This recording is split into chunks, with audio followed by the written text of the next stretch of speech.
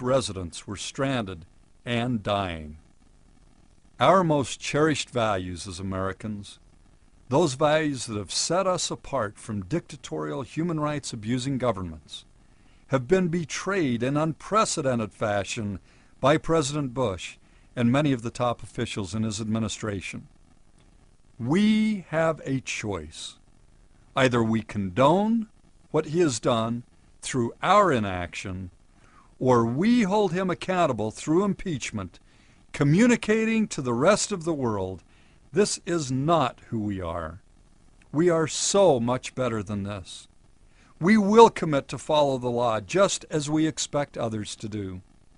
We will pursue peaceful resolutions of disputes whenever possible. We will demand the truth from our elected officials, and when they deceive us, we will hold them accountable. We will insist on diligence and competence in the fulfillment of our leaders' obligations to protect us.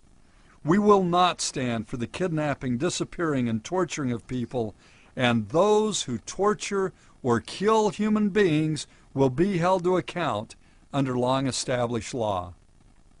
We will insist on maintaining a balance of power between the three branches of government, and when a president declares himself beyond the law, beyond our Constitution, we will put him out of office just as our nation's founders expected we would do when they added the impeachment clause to the Constitution. That would be a return to the America we all cherish, a return to the America that in the past has been an inspiration to people throughout the world. The greatness of our nation is not a given. It is great because of its history, its traditions, and the values that we as Americans share.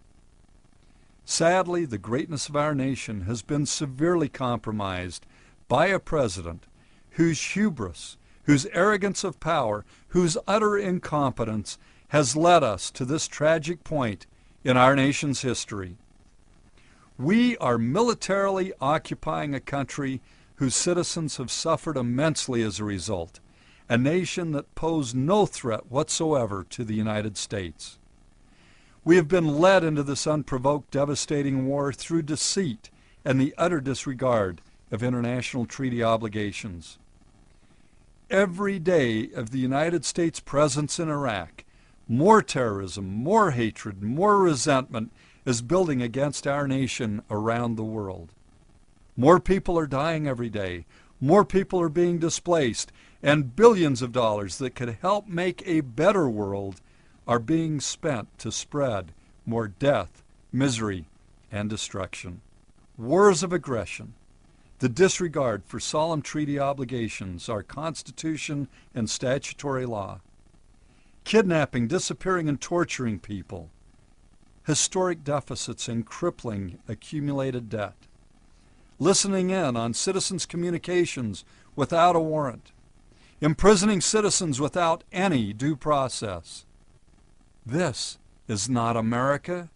It is not who we are or what we believe in. To remain silent is complicity.